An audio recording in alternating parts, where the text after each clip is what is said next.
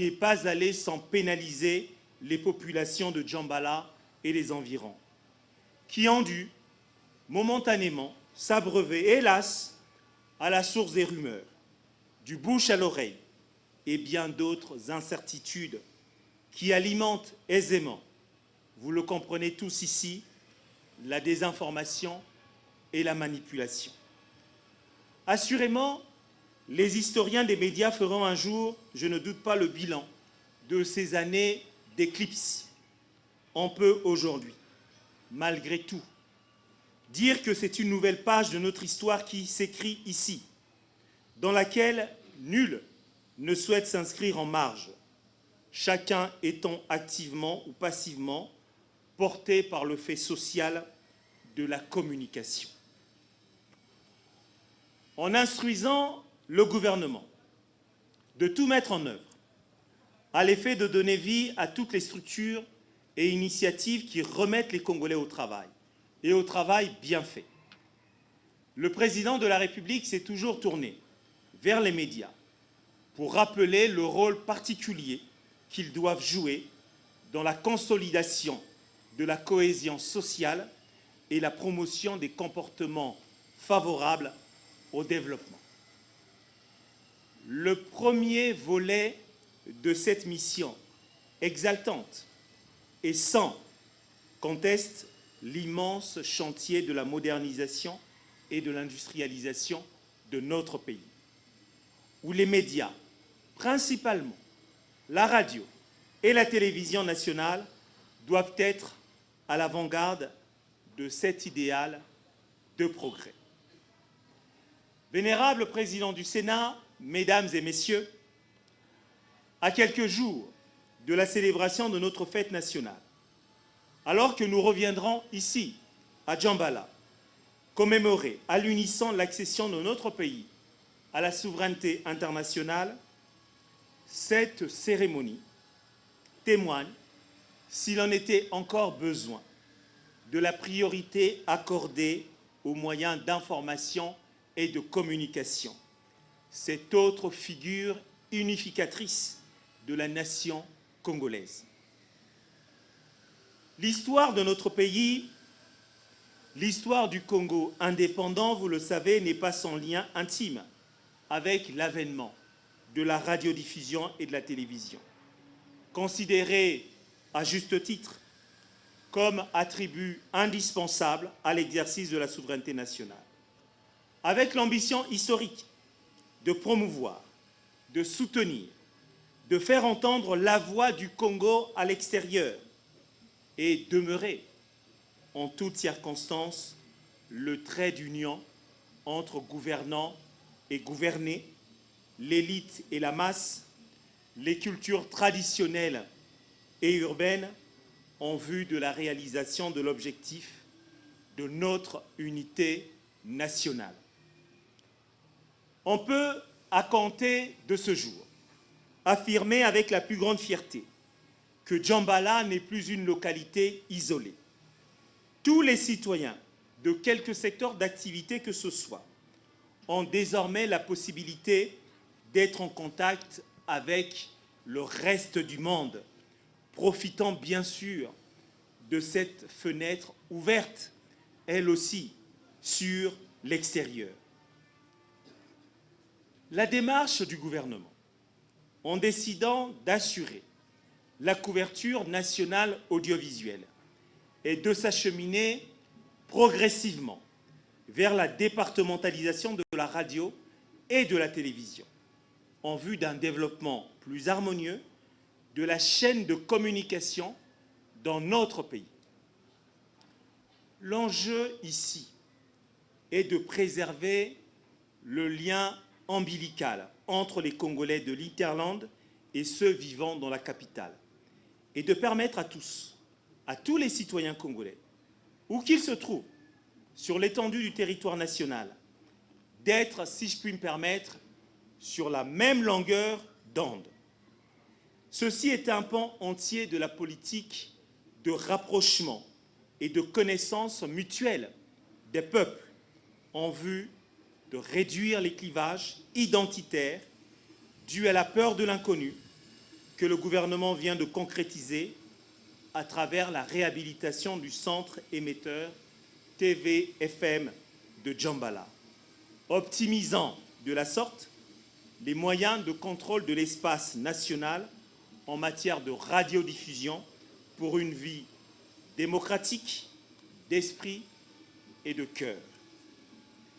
La démocratie, pour ne pas la nommer, est avant tout communication. Elle exige des citoyens instruits, informés, capables de participer à la vie publique. Elle prospère grâce à l'énergie des citoyens, portée par un libre flot d'idées, de données et d'opinions, avec en prime que l'accès facile à ces connaissances affecte profondément, positivement, la vie de chacun dans sa quête existentielle et même des loisirs. On peut alors se convaincre que c'est grâce à l'information que l'être humain vit comme un être libre. C'est le lieu de souligner la rupture décisive d'avec ce passé fait d'éclipse que nous venons d'opérer et exalter la jonction d'avec l'avenir que consacre l'entrée définitive de Djambala dans la société de l'information. Il s'agit de lui restituer la force du message radiophonique et la puissance psychologique de l'image animée du fait de leur caractère instantané et mobilisateur par essence. La socialisation correspond à la responsabilité, à la révélation des valeurs, des règles, des procédures et des normes de la vie. Elle se réalise en partie à travers les différentes fonctions des médias, facteurs d'induction des changements et des transformations des sociétés en influant sur leur décor culturel, participant alors à l'émergence d'une citoyenneté plus affirmée ainsi qu'à la construction d'une démocratie beaucoup plus solide, beaucoup plus dense et beaucoup plus affirmée en conséquence. La radio et la télévision font donc partie intégrante de la vie sociale. Dans tous les pays du monde, elles contribuent à créer, à préserver un sentiment national, à la formation d'une opinion publique indispensable, à la construction démocratique, à l'éclosion d'une économie de marché. C'est pour cette raison que le renforcement des installations de diffusion de l'information doit être l'un des principaux objectifs de l'État en tant que continuum de son action territoriale. Mesdames et messieurs, les travaux de réhabilitation et d'équipement du centre émetteur de Djambala, qui ont duré 6 mois et réalisés sur le budget d'investissement de l'État, ont montré notre aptitude à mieux surmonter les obstacles de parcours lorsqu'il s'agit des enjeux comme celui-ci, un enjeu d'unité nationale, d'unification du territoire national. En ce sens, il convient de féliciter et de remercier le ministère à la présidence en charge de la délégation générale des grands travaux et de l'aménagement du territoire. Je remercie aussi dans le même élan la société Infracom pour son implication, son assistance technique, sa diligence réussie dans l'implémentation de ces équipements. Mes remerciements s'adressent également à l'entreprise GISACO qui a réalisé les travaux de réhabilitation de ce bâtiment abritant le centre émetteur de Djambala. Monsieur le directeur général de la télédiffusion nationale, me tournons à présent vers vous pour vous remettre officiellement cet outil, ce que fera le vénérable président tout à l'heure, cet outil de diffusion indispensable à l'accomplissement de la mission de service public d'information qui incombe à vos services en tant que principal diffuseur. Je souligne le rôle déterminant qui est le vôtre dans sa gestion efficiente afin que cette mise en service soit un rendez-vous réussi dans la durée avec les populations de Djambala, qui attendent de vous une meilleure qualité du signal, une réceptivité régulière. Et vous avez donc toute cette population de Djambala qui sera là. On contrôle en réalité de votre action de diffusion du signal. Je vous engage avec les populations de Djambala à veiller sur cette action du gouvernement. Je voudrais aussi remercier le ministre Rodrigue Ngoniba, député de Djambala, qui tout au long de ses travaux s'est informé de l'évolution de nos travaux. Il avait en souci l'intérêt des populations de Djambala. Je voudrais enfin remercier le vénérable président du Sénat, le vénérable Obami Itou, qui, malgré un emploi du temps surchargé, particulièrement en ces moments, a pris le temps de venir avec nous ici à Djambala, procéder à l'inauguration de ce centre émetteur TV-FM.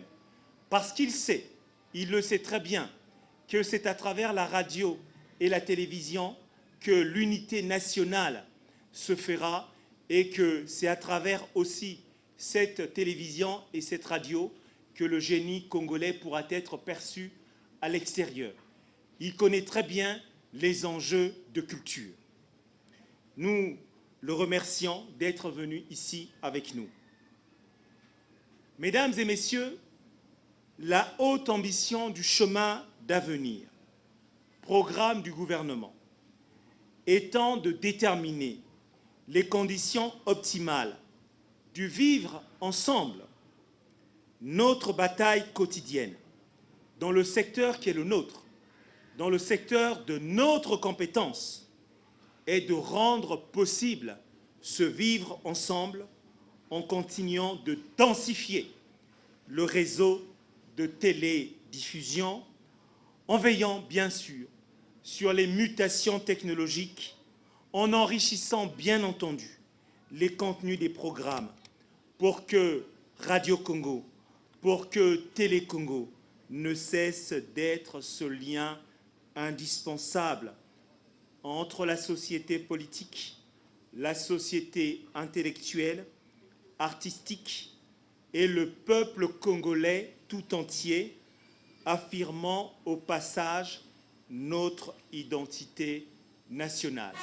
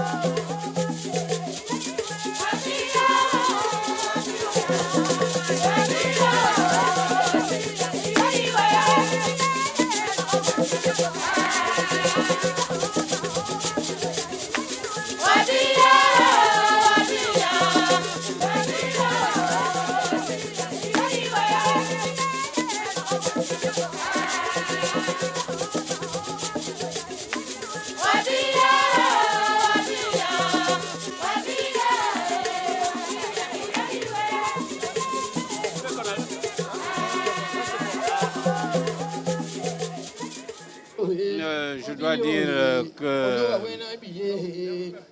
c'est de très bonnes impressions que le centre émetteur de Djambala soit réhabilité et surtout modernisé, parce que nous venons de visiter la salle d'émission, de diffusion, et on est très contents. Vous savez, la radio et la télévision, comme a dit Monsieur le ministre, ça permet de véhiculer les messages dans tous les domaines, économiques, social, politiques, les messages des artistes culturels et tout. Donc c'est avec beaucoup de fierté que nous venons de couper le ruban symbolique pour remettre à la disposition du DG de TV-FM, Djambala, les clés. Et les populations ne se nourrissent pas que du pain, mais ils ont besoin aussi de l'information. Et la radio, la télévision apportent l'information.